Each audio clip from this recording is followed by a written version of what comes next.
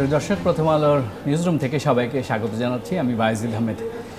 নির্বাচনের জয় পরাজয় আমরা বিশ্লেষণ করব, আর এই জন্য আমাদের স্টুডিওতে আমন্ত্রিত হয়ে এসেছেন সাবেক সংসদ সদস্য এবং ডাকসুর সাবেক জিএস নাজিম কামরান চৌধুরী। জনাব নাজিম কামরান চৌধুরী, আপনাকে স্বাগত জানাচ্ছি। কেমন আছেন স্যার? জি, ভালো আছি স্যার। আপনি দেখেছেন একটু টায়ার্ড আছি, সারা রাত অনেক রাতে জাগতে হয়েছে।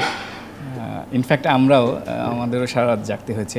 সমস্ত সংবাদকর্মী এবং এই পেশার সঙ্গে যারা জড়িত, তারপরে নির্বাচন পর্যবেক্ষক থেকে শুরু করে সবাই ইনফ্যাক্ট সারা রাত জেগেছেন।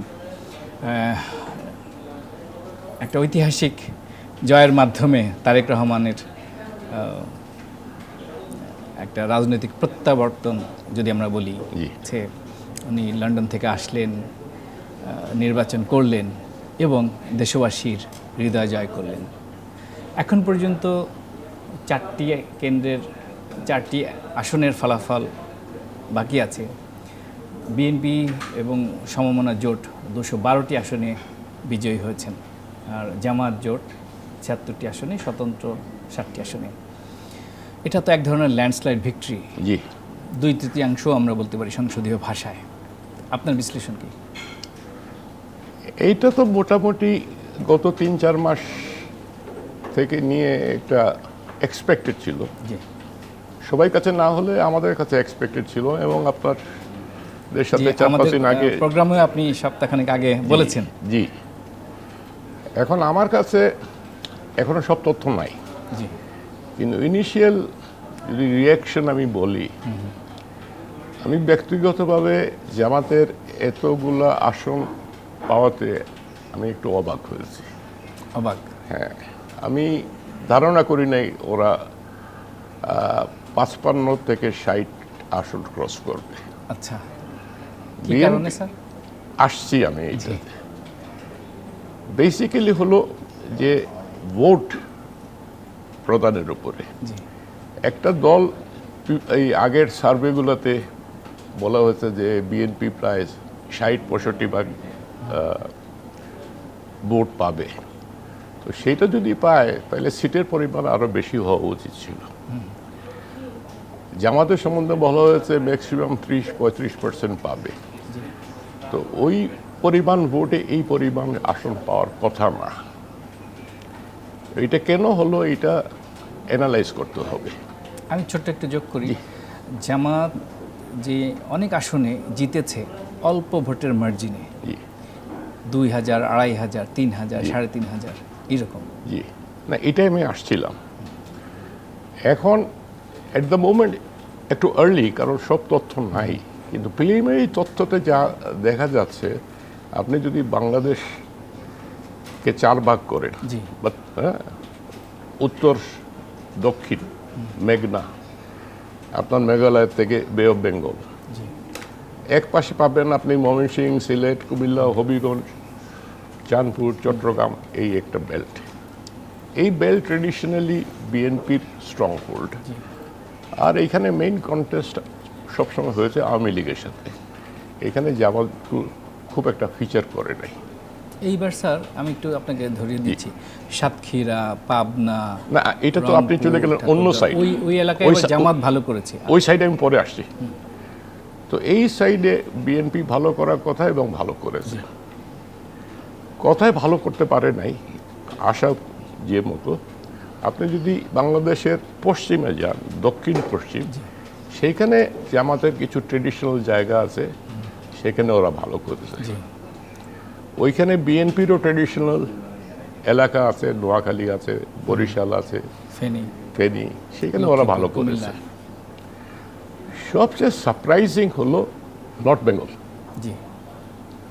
এইটা তো ট্রেডিশনালি জাতীয় পার্টির এলাকা। এখন জাতীয় পার্টির ধস হয়ে গেছে।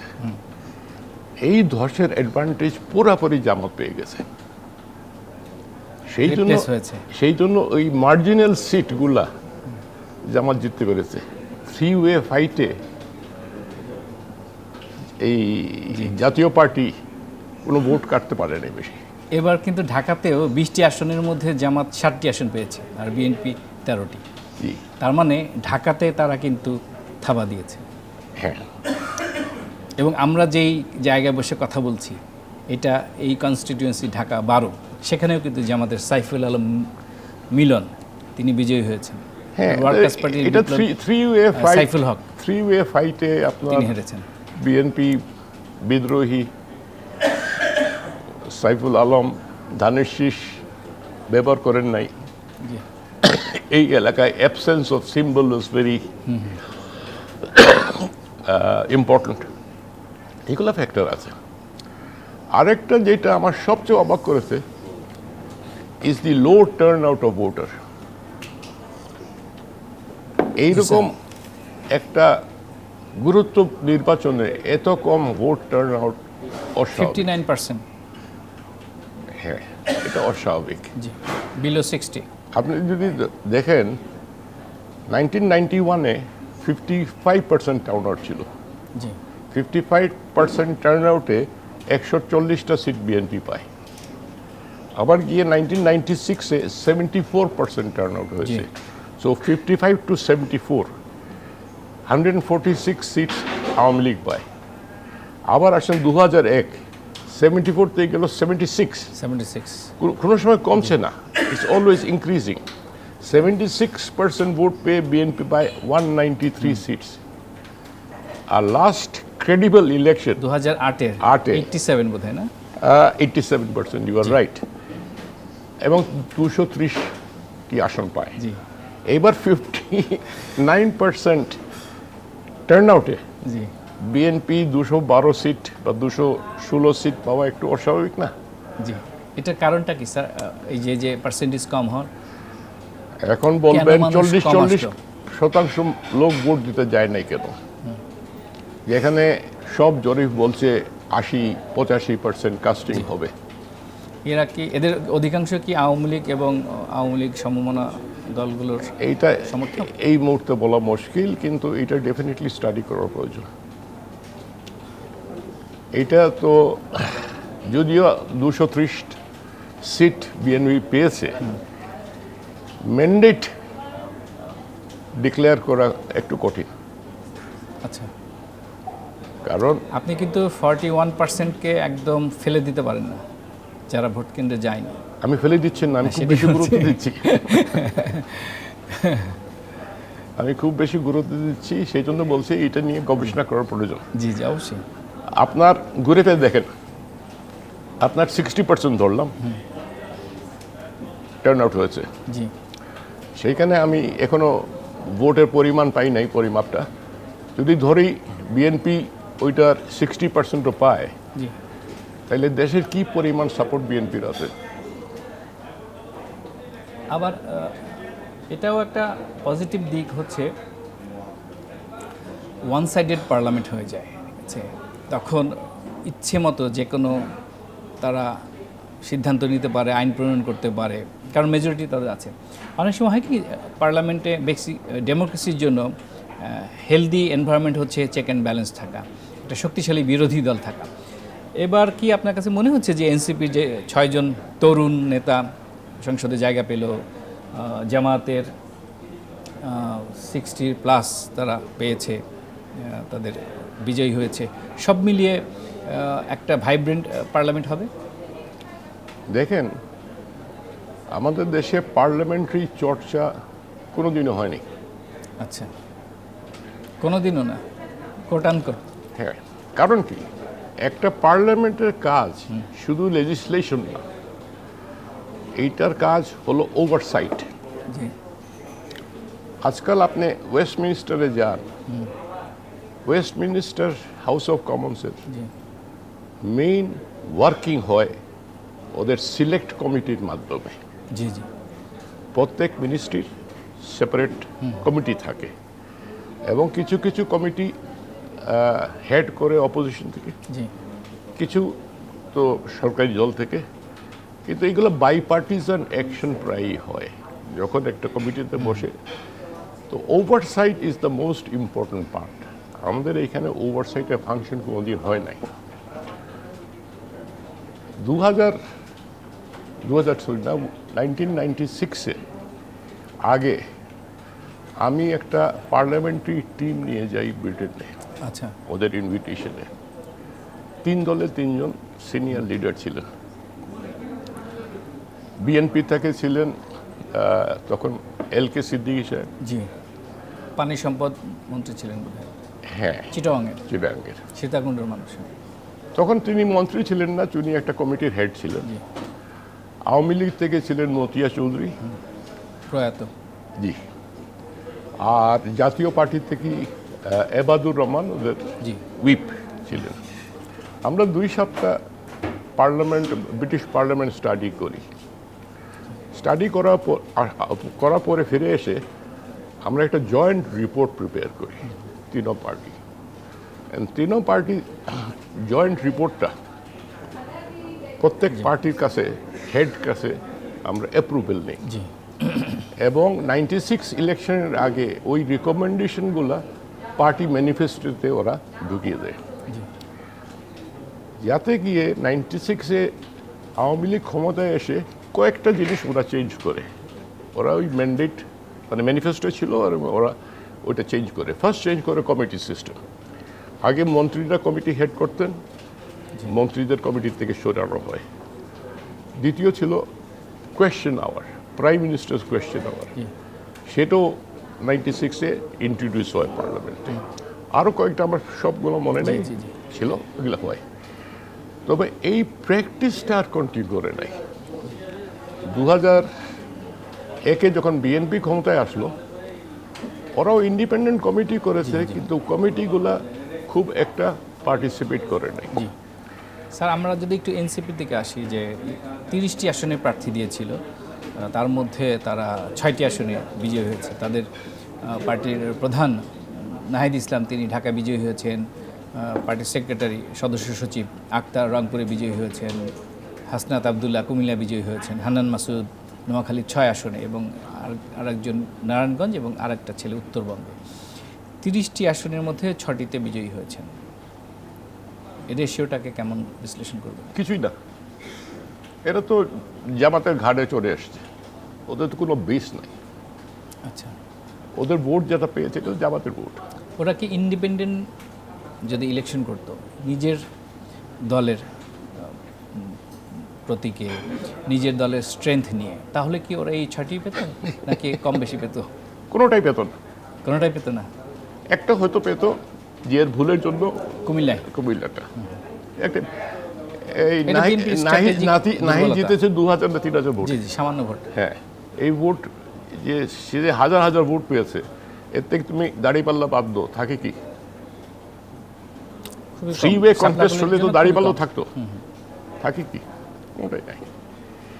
এবং এরা তো তাদের আরেকজন আলোচিত নেতা তুষার ডক্টর মঈন খানের কাছে হেরেছে, হ্যাঁ, খুবই খারাপভাবে, বাজেভাবে হেরেছে। কারণ ওখানে জামাতের প্রার্থী ছিলেন, হ্যাঁ, তিনি কন্টেস্ট করেছেন, তিনি সেকেন্ড হয়েছেন, হ্যাঁ। আর এনসিপির তুষার থার্ড হ্যাঁ, হয়েছেন। তো প্রত্যেক সিটে একই এরকমই অবস্থা হতো। হতো।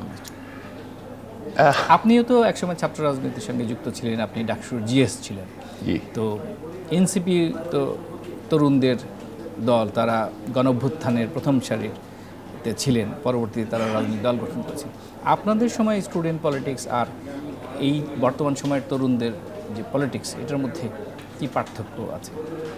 বেসিক পার্থক্য হলো ওদের অ্যাসপিরেশন, জি, ওদের চাহিদা কি, এবং ওদের রেসপন্সিবিলিটি বা সেন্স অফ রেসপন্সিবিলিটি কি।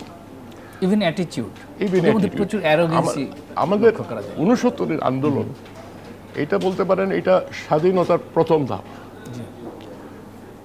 তখনকার একটা মেজর ডিফারেন্স ছিল যে এইবার আন্দোলনে, এই জুলাই আন্দোলনে স্টুডেন্ট ফোর্সেসের এগেনস্টে একটা স্টুডেন্ট গ্রুপ এগেনস্টে ছিল, ওপোজ করেছে। 69-এ ঢাকা বিশ্ববিদ্যালয় 4টা ছাত্র দল ছিল, 4টা একত্র হয়ে, আর ডাকসুর বিপি জিএস একত্র হয়ে আমরা আন্দোলন করি। জি, আন্দোলনটা অনেকটা এইবারে আন্দোলনের মতো 17ই জানুয়ারি 69-এ শুরু হয়, 25শে ফেব্রুয়ারি থেকে মোটামুটি শেষ হয়ে যায়, বঙ্গবন্ধু জেল থেকে বেরোয় আসে। আর পরের মার্চে 25 তারিখ মার্চেল হয়ে পুরোপুরি শেষ হয়ে যায়। আমরা 10 জন ছিলাম, যাদের বলা হতো সংগ্রামী পরিষদ। তখন আমাদের সবাই চয়েস ছিল আমরা কি ফর্মালি পলিটিক্স জয়েন করি আচ্ছা বা যে যার পথে যাক। তো ছাত্রলীগে যারা 3 জন প্রতিনিধি ছিলেন, রৌফ প্রেসিডেন্ট, খালেদ মোহাম্মদ সেক্রেটারি, আর ভিপি তুফেল, জি ওনারা 3 জন আওয়ামী লীগ জয়েন করেন এবং নির্বাচনে নমিনেশন পেয়ে ওরা এমএনএ হয়ে আসেন। আমার কোনো দল ছিল না, তারপরেও আমার কাছে অফার ছিল জি শেখ সাহেবের কাছ থেকে আওয়ামী লীগ জয়েন করা এবং ইলেকশন করা। আমার একটি পলিটিক্স করার খুব একটা ইচ্ছা ছিল না, আমি সেই অফারটা টেক আপ করিনি আসিনি। আচ্ছা আমার সাথে যারা ছিলেন ওরা কেউ কেউ ইলেকশন করেছেন, কেউ কেউ করে নাই। পার্থক্যটা যেটা আমি বলার চেষ্টা করছি, আমরা যে 10 জন ছিলাম জি পরের মানে লাইফে একসময় না একসময় আমরা সবাই সংসদে আসছি আচ্ছা কোন এক পার্টি জয়েন করে, আগে পিছে আগে পিছে, এবং 30-40 বছর 50 বছর পরেও প্রাসঙ্গিক আছে we still maintain the respect G from all section of politics. বুঝছেন না? খুব ভালো লাগলো স্যার, আপনি খুব না, চমৎকার বিশ্লেষণ এটা করেছেন। দিয়ে এখনকার এদের হলো কি খুব তাড়াতাড়ি they wanted to have something. ওরা যদি পার্টি না করে মুভমেন্ট আকারে রাখতো, they could have been a tremendous pressure group on the government. এটা সব হারিয়ে ফেলেছে। এবং আরেকটা বিষয় ছিল, তাদের প্রতি মানুষের যে আস্থা ছিল, বিশ্বাস ছিল, সেগুলো তো তারা নষ্ট করেছে।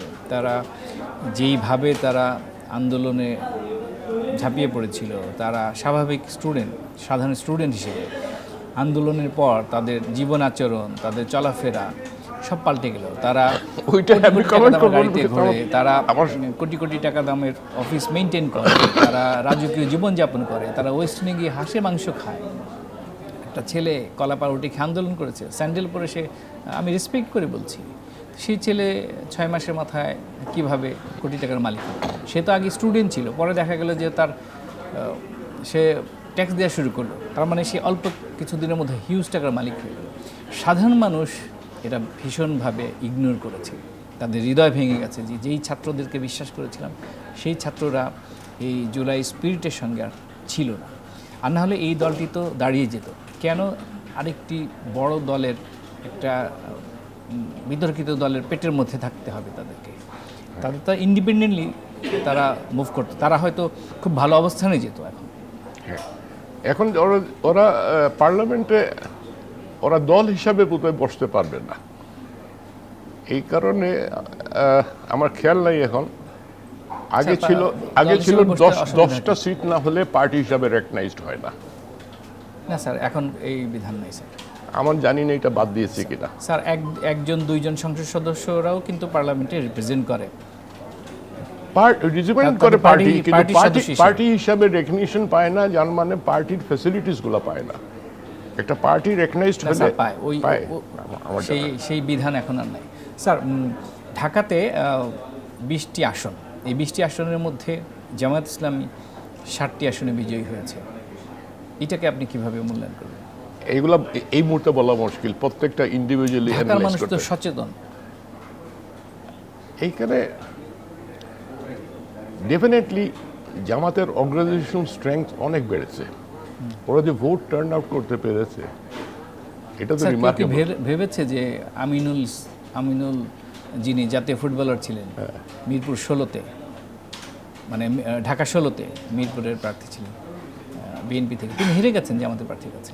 হ্যাঁ, মানে নিশ্চিত যে আসনগুলো বিএনপি ট্রিট করত, তার মধ্যে ঢাকা 16 ছিল।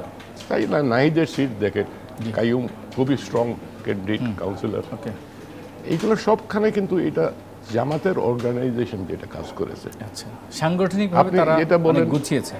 ঢাকা 17-এর রেজাল্ট সবই তো অর্গানাইজেশনাল স্ট্রেংথ, এটা আমাদের স্বীকারই করতে হবে। Jamaat has perform very well. Dhaka 14-তে তুলি হেরেছে বিদ্রোহী প্রার্থীর কারণে। ওখানে এসএসসি সাজুদারে ছিলেন বিএনপির, আর ব্যারিস্টার আরমান জামাতের, তিনি বিজয়ী হয়ে গেছেন। বেশ ভালো। ওইটা প্রথম থেকে আমরা আভাস পাচ্ছিলাম জি জি জি। সেটা হওয়ার। স্যার আমি যদি একটু এবি পার্টির দিকে তাকাই, এবি পার্টির, ওই পার্টির সম্বন্ধে আমি কিছু জানি না। ও আচ্ছা ইট ইজ নট সিগনিফিকেন্ট। আচ্ছা, তারাও প্রেসিডেন্ট সেক্রেটারি মুজিবুর রহমান মঞ্জু এবং ব্যারিস্টার আসাদুজ্জামান ফুয়াদ দুজন তো হেরেছেন, দুজনে হেরেছেন। ফুয়াদ বরিশালে, ফেনীতে এক্সটিংক্ট হয়ে যাবে। মুজিবুর রহমান মঞ্জু। ব্যারিস্টার ফুয়াদ নানা কারণে আলোচিত ছিলেন। তিনি সোশ্যাল মিডিয়া থেকে শুরু করে গণমাধ্যমে খুব ঝাঝালো বক্তব্য দিতেন। জামাতে তো আরেকজন এরকম ক্যান্ডিডেট, উনিও হারলেন সুনামগঞ্জে। জি, ব্যারিস্টার শিশির মনির। তবে শিশির মনির পরাজয় বরণ করার পরে প্রথম তিনি ফেসবুকে তার বিপক্ষ দলের প্রার্থীকে তিনি কিন্তু অভিনন্দন এটা he is to be congratulated. জি জি জি। It's a very very It's a good honourable sign for step. democracy. এটা খুবই ভালো। উনি ছাড়া আরও অনেক দেখলাম তো। সার্জিসকেও দেখেছি পঞ্চগড়ে, সে হারার হ্যাঁ, পরে সে ব্যারিস্টার একসাথে নওশাদ গেছে। জমিরকে এসে কংগ্রাচুলেট করেছেন। এই প্র্যাকটিসটা আসলে ইয়াংদের মধ্যে আমরা দেখতে পাচ্ছি। আমরা স্যার যদি একটু নারীদের দিকে তাকাই, স্যার বিএনপি মাত্র 10টি আসনে নারী ক্যান্ডিডেট দিয়েছিল, এর মধ্যে 6টি আসনে বিজয়ী হয়েছে। আর একটি স্বতন্ত্র প্রার্থী ব্যারিস্টার রুমিন ফারহানা, একসময় বিএনপি নেত্রী ছিলেন, পরে দিন তাকে বহিষ্কার করা হয়, বিজয়ী হয়েছেন। যেই গণ আন্দোলনে নারীরা সম্মুখ সারিতে ছিলেন, সেই নারীদেরকে এবার খুব একটা মানে প্রার্থী দিতে দেখিনি। রাজনৈতিক দলগুলো তারা স্ট্রেংথ বিবেচনায় তাদের সাংগঠনিক কাঠামো, অর্থ, লোকবল তাদেরকে জবাবদিহিও করতে হয়েছে। কিন্তু রাজনৈতিক দলগুলো কিন্তু জুলাই সনদ বাস্তবায়ন করার সময় একটা জেন্টলম্যান এগ্রিমেন্ট করেছিলেন যে মিনিমাম 5% তারা ক্যান্ডিডেট দেবেন। তো খুব কম প্রার্থী ছিল, বিএনপির 6 জন বিজয়ী হয়েছে। এই প্রশ্নটা হয়তো কালকেই দেখলাম তারেক রহমান সাহেবকে করা হয়েছিল। ওনার জবটা যদিও স্ট্রং না, একটা বেস হয়। উনি বলতে চাচ্ছেন যে খালেদা জিয়ার সময় থেকে উমেন্স এডুকেশন, গার্লস এডুকেশন থেকে আস্তে আস্তে বাড়িয়ে ক্যাপাবিলিটি বিল্ড আপ হচ্ছে। ভবিষ্যতে ওনারা আরও এক্সটেন্ড করবেন ক্যাপাসিটি বিল্ড আপ। তারপরে আমি বলবো যে হয়তো এই ইলেকশনে ওনারা আরও কয়েকটা বেশি নমিনেশন দিতে পারতেন। তারপরে দেখেন, আমরা যারা পলিটিক্স স্টাডি করি, আমাকে জিজ্ঞেস করেন আপনি 10টা উমেন ক্যান্ডিডেট বেছে দেন, আমার জন্য খুব কঠিন হবে, কারণ ওরা তো ফিল্ডে নাই। একজন তো ফিল্ডে থেকে ফিল্ড একটা ডেভেলপ করতে হবে। স্যার আপনি যদি কিছু মনে না করেন, গত 15, 16, 17 বছর শেখ হাসিনা বিরোধী যে আন্দোলন, সেই আন্দোলনে বিএনপির সম্মুখ সারিতে ছিলেন বিএনপির নারী কর্মীরা, সাবেক সংসদ সদস্যরা, নীলোফার চৌধুরী মনি, পাপিয়া পা, রুমিন ফারহানারা। আপনি আমাকে ভুল বোঝেন না, আমি ওদেরকে ডিনাই করছি না। আচ্ছা আচ্ছা, আমি বলতেছি election is a different thing. Election is all about constituency politics. জি, আমার আসন নিয়ে স্ট্র্যাটেজি অনেক কাজ করে সেখানে। আমার আসন নিয়ে আমার ফাইট করতে হবে। তো আমার আসন ডেভেলপ করতে হবে। যেমন রুমিন ফারহানা, সে ওর আসন ডেভেলপ করে নিয়েছে, এমন শক্তভাবে ডেভেলপ করেছে, সে বিদ্রোহী হয়েও সে জিতে আসছে। Because she could win. দারুণ রেজাল্ট করেছে স্যার হাসপাতালে। কিন্তু কেন আমি বুঝলাম না স্যার একটা জিনিস খেয়াল করেছেন, রুমিন ফারহানাকে আমরা একটা এক্সাম্পল হিসেবে আমরা 2 মিনিট একটু আলোচনায় শরিক হই। দল পাশের ছিল না, ওই অর্থে তো টাকাও নাই। সে অলিয়াহাদ সাহেবের মেয়ে, আপনি তো চিনেন, আমরা খুব ক্লোজলি চিনি। শুধুমাত্র ব্যক্তি জনপ্রিয়তা, পরিবারের জনপ্রিয়তা এবং এলাকার মানুষের অভাবনীয় ভালোবাসা এবং সমর্থন একজন মানুষকে বিজয়ী করেছে। প্রশাসনের বিরুদ্ধে সে কিন্তু নানানভাবে অভিযোগ করেছে। শুধু তাই না, রুমিনকে জরিমানা করেছে, শোকজ দিয়েছে, শোকজের জবাব দেওয়ার জন্য ঢাকাতে পর্যন্ত ডেকে আনা হয়েছে ইলেকশন কমিশনে। তো তিনি বলেছেন যে আমি যে এই যে ব্রাহ্মণবাড়িয়া থেকে ঢাকায় আসলাম, আমাকে জবাবটা তো ব্রাহ্মণবাড়িয়ায় নির্বাচন কমিশনের স্থানীয় অফিসের মাধ্যমে দিতে পারতাম, কিন্তু আপনারা আমাকে ঢাকায় এনেছেন যাতে করে আমার 2টা দিন খরচ হয়। মানে এইভাবে কনস্পিরেসি করেছে। জমিয়তে উলামা ইসলাম জুনায়েদ আল হাবিব তাকে প্রার্থী করেছিলেন বিএনপি স্ট্র্যাটেজিক কারণে, জোটের প্রার্থী। তো তাকে কিন্তু মানুষ গ্রহণ করেনি, বিপুল ভোটে রুমিন ফারহানা জিতেছে, স্রোতের বিপরীতে থাকে মানুষ। একই অ্যালায়েন্স কারণে তো আরেকটা সিট হারালো সিলেট 5, রং নমিনেশন, মানে অ্যালায়েন্সকে দেওয়া। স্যার আরেকজন প্রার্থী ছিলেন আলোচিত অ্যাডভোকেট ফজলুর রহমান, এবার তিনি ওনাকে বিজয়ী আমি হয়েছেন। চিনি না ব্যক্তিগতভাবে, টিভিতে দেখতাম মাঝে মুক্তিযোদ্ধা। মাঝে আপনার ফায়ার ব্র্যান্ড জি জ্বালাময় বক্তৃতা দিতেন। একবার তো বোধহয় শোকস্ট হয়েছেন জি বিএনপি জি, তাকে থেকে। বহিষ্কার করা হয়েছে। খুব আলোচিত ছিলেন তিনি, সবসময় মুক্তিযুদ্ধের পক্ষে, বঙ্গবন্ধুর পক্ষে বলতেন এবং জামাতের বিপক্ষে বলতেন। ওনার কথাগুলো আমি অ্যাকসেপ্ট করি না করি, শুনতে ভালো লাগতো, জি শুনতে ভালো লাগে। এন্টারটেইনিং। তবে তিনি হৃদয় দিয়ে বলতেন। একসময় তো তিনি একা হয়ে গেলেন, বিএনপি থেকে তাকে বহিষ্কার করা হলো। তারপরে জামাত ইসলামের বট বাহিনী, ছাত্র শিবিরের বট বাহিনী, এনসিপির লোকজন তার বিরুদ্ধে লেগে গেলেন। খুব একটা সময় তিনি খুব একা হয়ে গেলেন। কিন্তু তারেক রহমান সাহেব যখন তাকে আবার মনোনয়ন দিলেন, তখন আবার স্থানীয় বিএনপি তার পাশে এসে দাঁড়ায়। তারপরও ফাইনালি তিনি উইন করেছেন। সেটাও কিন্তু এলাকার মানুষের সাপোর্ট স্যার। আমি তো ঘুরে যেটা মানে আমি জি খুব বেশি এমফাসাইজ করছি, এটা সব নির্ভর করে আপনার কনস্টিটিউয়েন্সি পলিটিক্স। জি একটা এলাকায় আপনার ভোটার কি চায়, ভোটার চায় যে আমার যে ক্যান্ডিডেট, ফার্স্ট আমি কি ওনাকে অ্যাপ্রোচ করতে পারি নাকি এট এনি টাইম, আপদে বিপদে। দ্বিতীয়, উনি কি আমার কথা শুনবে। তৃতীয়, উনি কি আমার এলাকার জন্য কাজ করবে। এইগুলা দেখে সে তো ওই বড় বড় ফিলোসফি নিয়ে চিন্তা করেন না। স্যার আরেকজন আলোচিত ব্যক্তিকে নিয়ে একটু কথা বলি আমরা। জামায়াত ইসলামের খুলনা 1 আসনে একজন সংখ্যালঘু প্রার্থী ছিলেন কৃষ্ণ নন্দী, নানা কারণে আলোচিত। একসময় আওয়ামী লীগের সঙ্গে তার ব্যাপক ওনার রেজাল্ট সমস্যা। কি আমি জানি না, খেয়াল করি। উনি হেরেছেন, ও আচ্ছা। সম্মানজনক হার হয়েছে। তো নিশ্চয়ই তিনি আশ্বাস পেয়েছিলেন জামাত ক্ষমতায় গেলে তাকে মন্ত্রী করা হবে, নানান প্রলোভন দেখিয়েছে। এটা শোনা যায়, সোশ্যাল মিডিয়া আলোচনায় আছে, মানুষের মুখোমুখি। নাহলে একজন সংখ্যালঘু ব্যক্তি কেন জামাত ইসলামের মতো এই প্রশ্নটা আপনার বারবার আসেন যে যদি জামাত ক্ষমতায় যায় না, জামাত নিজেরাই তো জানে ওরা ক্ষমতায় যাবে না। কিন্তু তাদের বডি ল্যাঙ্গুয়েজ, না, না, তাদের না, যে ওদের সেখানে এক্সপেকটেশন, কিন্তু ওদের এক্সপেকটেশন change অনেক বেটার পারফর্ম করেছে। আপনি পরে ওদেরকে জিজ্ঞাসা করেন, ওদের অ্যাকচুয়াল সিনিয়র লিডার্সদেরকে প্রাইভেটলি, বলবে ওদের এক্সপেকটেশন যে রেজাল্ট ইজ বেটার। আমার তো মনে হয় ওরা 60-এর উপরে কোন দিন এক্সপেক্ট করে নাই। স্যার জামাতের সেক্রেটারি জেনারেল তিনি তো হেরে গেছেন, মিয়া গোলাম পারওয়ার। হ্যাঁ, এটাকে কিভাবে মূল্যায়ন করেছেন? Again constituency politics, lobby. সেখানে কিন্তু সংখ্যালঘু ভোটার প্রচুর ছিল।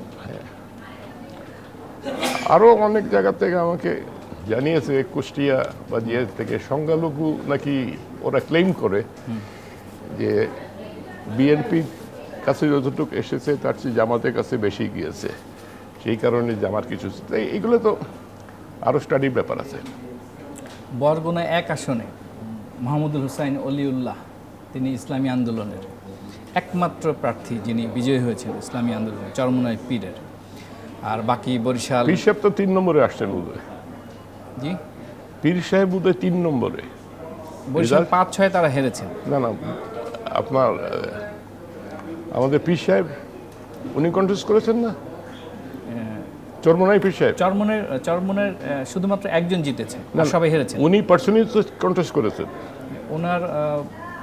উনি বোধহয় 1টি আসনে করেছিলেন, ওনার হ্যাঁ। ভাই 2টি আসনে। হ্যাঁ, তো উনি বা ওনার ভাই একটা আসনে তো 3 ওনার নম্বরে। ভাইটা আমি জানি, মুফতি ফয়জুল করিম, আচ্ছা। বরিশাল 5 এবং 6 দুটি আসনে তিনি প্রার্থী হয়েছিলেন। হেরেছেন তিনি দুটো। হ্যাঁ। একটিতে অল্প ভোট, একটিতে বেশি ভোট। আর বরগুনা 1 আসনে চরমোনাই পীরের দলে ইসলামী আন্দোলন তিনি একজন। বিজয়ী হয়েছেন। সেখানে হেরেছেন ধানের শীষের প্রার্থী নজরুল ইসলাম। স্যার আপনি দেখেছেন যে আওয়ামী লীগের সময়ে ব্যাপক নির্যাতিত, কারাভোগ করা ঢাকা বিশ্ববিদ্যালয়ের সাবেক ভিপি নুরুল হক নূর, তিনি ভিপি নূর নামেই বেশি পরিচিত, গণ অধিকার পরিষদ থেকে তিনি হাড্ডাহাড্ডি জিতে আসছেন তো। বিজয়ী হয়েছে। তার ব্যাপারে আপনার মূল্যায়ন কি হবে? ওনার সম্বন্ধে খুব একটা জানি না। উনি তো বিএনপি অ্যালায়েন্সের সাথে থাকবেন। ওখানে কিন্তু ওরা বিএনপির শক্ত হয়তো প্রার্থী ছিল, ওনাকে- স্বতন্ত্র প্রার্থী, বিএনপির বিদ্রোহী প্রার্থী। হ্যাঁ, পরে তো সে কনগ্রেচুলেট করলো, মামুন বোধহয় জি ওর জি নাম। জি, হ্যাঁ মামুন। ভীষণ লড়াই হয়েছে। হ্যাঁ, নূর মন্ত্রী হবে, হয়তো প্রতিমন্ত্রী হবে। আচ্ছা, ওটা একটু তারেক সাহেবকে দেখাতে হবে, সবাইকে নিয়ে আসছে, এদের রাখবে কিছু। মাহমুদুর রহমান মান্না ফাইনালি তিনি হেরে গেছেন বগুড়ায়। হ্যাঁ, আমার কাছে এখানে দুঃখ ঢাকা লাগে। 18 থেকে ভদ্রলোকের উনি সাথে আমার উজ্জ্বল ব্যক্তিগত পরিচয় নাই, কিন্তু আমার ওনার বক্তব্য শুনতে খুবই ভালো লাগতো। খুবই ব্যালেন্সড, লজিক্যাল কথাবার্তা বলতেন। খুব ম্যাচিউর কথা বলতেন। হ্যাঁ। তবে মানে তারেক রহমানের এইবার যে জোট, সেই জোটে ডাইভার্সিটি আছে। তো মাহমুদুর রহমান মান্না একজন পড়খা রাজনীতিবিদ, তার আন্দোলন সংগ্রামে, হাসিনা বিরোধী আন্দোলনে ব্যাপক ভূমিকা ছিল জোটের নেতা হিসেবে। তিনি যদি এই মঞ্চে থাকতেন বা পার্লামেন্টে থাকতেন, দেখতে আরও ভালো লাগতো না স্যার? ডেফিনেটলি। কিন্তু constructive আলোচনাও করতে পারতেন মান্না সাহেব, পার্লামেন্টে। আমি শুনেছি মান্না সাহেব আগেও ইলেকশন করেছেন, জিতেন নাই। জি, ওনার তো নির্বাচনীয় সিস্টেমটা জানা আছে। ওনার তো জানা থাকার কথা যে উনি বগুড়ায় ধানের শীষ ছাড়া জিততে পারবেন না।